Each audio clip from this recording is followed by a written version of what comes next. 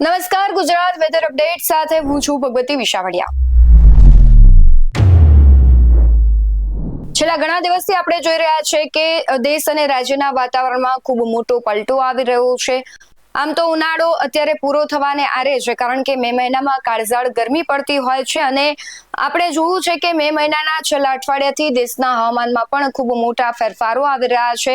છેલ્લા ઘણા દિવસોથી કાળઝાળ ગરમી અને ગરમીનો સામનો કરી રહેલા લોકોને હવે રાહત મળવાની અપેક્ષા છે। હવામાન વિભાગની નવીનતમ આગાહી મુજબ ઉત્તર પશ્ચિમ ભારતના મોટા ભાગના ભાગોમાં ગરમીનું મોજું ઓછું થયું છે, જ્યારે મધ્ય ભારતમાં આગામી 24 કલાકમાં ગરમ પવનોની તીવ્રતા પણ ઓછી થવાની ધારણા છે। ગુજરાતની વાત કરીએ તો ગુજરાતમાં ગરમી પડી રહી છે, જો કે હવે ગરમીમાંથી થોડી રાહત મળે તેવી શક્યતાઓ હવામાન વિભાગે અને નિષ્ણાંતો છે તેમણે પણ દર્શાવી છે। સવારના સમયે વાદળછાયું વાતાવરણ થાય, જો કે બપોરને ગરમ પવન ફૂંકાતા હોય છે। હવામાન વિભાગ દ્વારા આગામી 3 દિવસ રાજ્યમાં છૂટાછવાયા વરસાદની આગાહી કરવામાં આવી છે। આજે શનિવારની જો વાત કરીએ તો એટલે કે 30 મે વરસાદની આજથી શરૂઆત થશે। બનાસકાંઠા, મહેસાણા, સાબરકાંઠા, અરવલ્લી, પંચમહાલ, દાહોદ, મહીસાગર, છોટાઉદેપુર અને ગીર સોમનાથ, દીવ, દમણ અને દાદરાનગર હવેલીમાં છૂટાછવાયા સ્થળોએ ગાજવીજ સાથે ભારે પવન સાથે હળવોથી મધ્યમ વરસાદ પડી શકે છે।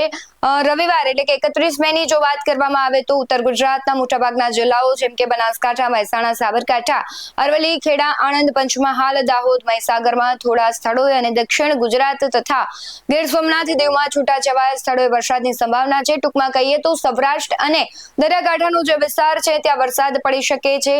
1 જૂનની વાત કરીએ, આમ તો જૂન મહિનામાં છે ચોમાસું છે તે વિધિવત રીતે પ્રવેશ કરતું હોય છે। આ વખતે ચોમાસું ક્યાંક મોડું પડી રહ્યું છે તેવી સંભાવનાઓ છે।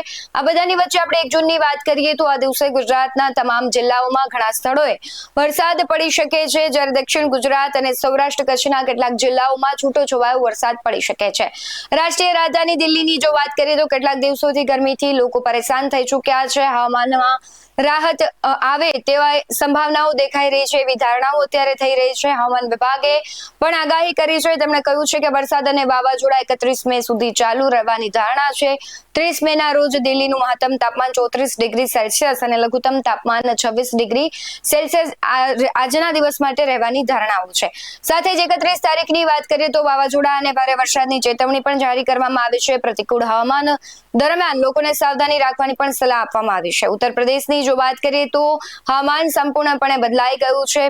હવામાન કેન્દ્ર અનુસાર પશ્ચિમ અને પૂર્વ ઉત્તર પ્રદેશના ઘણા વિસ્તારોમાં આજે વાવાઝોડા અને વરસાદ પડી શકે છે। સાથે જ ઘણા વિસ્તારોમાં 80 થી 90 કિલોમીટર પ્રતિ કલાકની ઝડપે પવન સાથે ધૂળના તોફાનની પણ આગાહી કરવામાં આવી છે। રાજસ્થાન સહિતનો વિસ્તાર છે ત્યાં પણ સાયક્લોનિક સર્ક્યુલેશનની અસર જોવા મળી શકે છે। પ્રી મોન્સૂન એક્ટિવિટી છે અત્યારે શરૂ થઈ ગઈ છે અને તેના જ ભાગરૂપે હવામાન ઝડપથી બદલાઈ રહ્યું છે।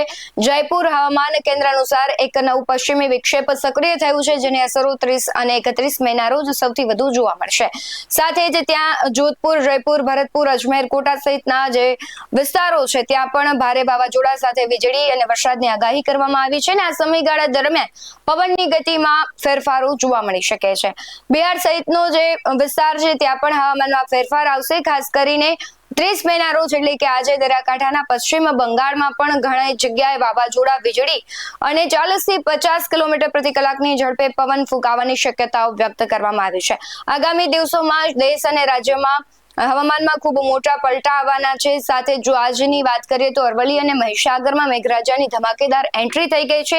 ત્યાંથી જે દ્રશ્યો સામે આવ્યા તે પણ ક્યાંક પ્રી મોન્સૂન એક્ટિવિટીના ભાગરૂપે જે વરસાદ વરસ્યો છે તે દર્શાવે છે। સાથે જ હજુ પણ ઘણા બધા એવા શહેરો છે, વિસ્તારો છે ને ઘણા બધા એવા જે કહેવાય કે સંભવિત વિસ્તારો છે કે ત્યાં આજે વરસાદ પડી શકે છે। ખાસ કરીને અરબી સમુદ્ર કિનારાના જે શહેરો છે ત્યાં ભારે આજે વરસાદ પડવાની સંભાવનાઓ છે। હજુ 2 થી 3 દિવસ છે વરસાદ પડશે। જો તમારા વિસ્તારમાં પણ વરસાદ પડી રહ્યો હોય તો એ વિડીયોઝ તમે અમને અમારા WhatsApp નંબર પર મોકલી શકો છો।